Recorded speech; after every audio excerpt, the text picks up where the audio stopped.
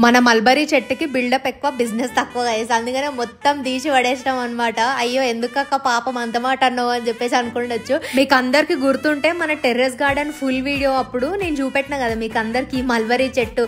ఇది ఏం లేదు, ఒట్టి పెరుగుడే ఉంటది, ఫ్రూట్స్ ఇయ్యదు ఏమి, ఎక్కడ పెడితే అక్కడ బాగా పెరుగుతుంది. వేరే చెట్టు లోపలికి పోయి కూడా పెరుగుతుంది, కానీ ఫ్రూట్స్ జస్ట్ ఇట్లా చిన్నగా వస్తాయి. మళ్ళీ దాని తర్వాత ఆరెంజ్ ఇట్లా బ్రౌన్ కలర్ మారి తర్వాత ఊడిపోయి కింద పడిపోతాయి అని చెప్పేసి చెప్పినా మీకు.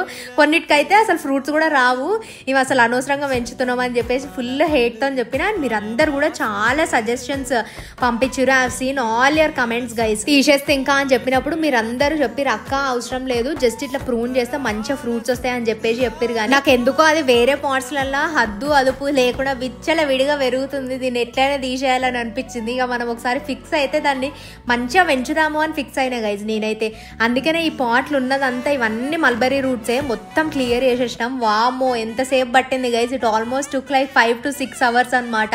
ఇదంతా క్లియర్ చేసేసి ఈ రూట్స్ అన్ని తీయడానికి గట్టిగా మొత్తం ఇట్లా పాతకమైన ఆ పాట్లనే ఇక అట్లిట్లా వేసేసి మొత్తం పాట్ అంతా క్లియర్ అవుట్ చేసేసినాం. రూట్స్ అన్ని తీసేసి సాయిల్ కూడా మంచిగా రివైవ్ చేసేసినాం అనమాట. ఇంట్లో ఉన్న మల్బరీ కొమ్మల నుంచి పెరిగిన చెట్లు, చిన్న చిన్న చెట్లు అన్ని వీకేసినాం. మల్బరీకి రిలేటెడ్ అన్ని వీకేసి దాంట్లో నుంచి ఒకటే ఒక స్టెమ్ ఇట్లా చిన్నది సేవ్ చేసుకొని ఈ పాట్లో పెట్టేసి కొత్త వర్మి కంపోస్ట్ కోకోపీట్ మంచిగా మిక్స్ చేసేసి సాయిల్ కూడా మిక్స్ చేసి కొత్త సాయిల్ అంతా వేసేసినాము.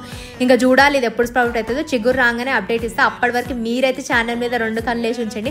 అండ్ ఐమ్ గెస్సింగ్ కింద రూట్స్ కూడా ఫామ్ అయిపోయి ఉంటాయి. It's almost been 15 days guys. చూడాలి ఎట్లా పెరుగుతుంది.